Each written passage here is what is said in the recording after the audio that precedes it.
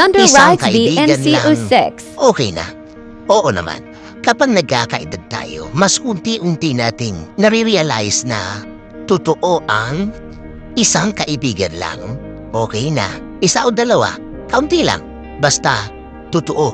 Basta mapagkakatiwalaan. Hindi ka babastusin ng talikuran. Kung ano ang ipinapakita sa'yo, kapag nakaharap ka, yun ang ipinapakita kapag nakatalikod ka.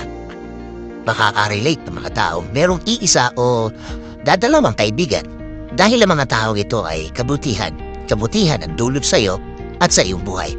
Nagkakaproblema kayo pero at the end of the day, nagkakapatawanan pa din kayo. Hindi naman perfect ang pagsasama nila.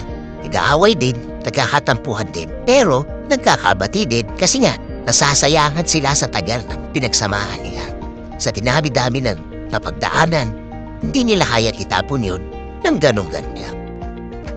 Siya yung taong alam kong malungkot ka, down na down ka, yung may mabigat kang dinadala.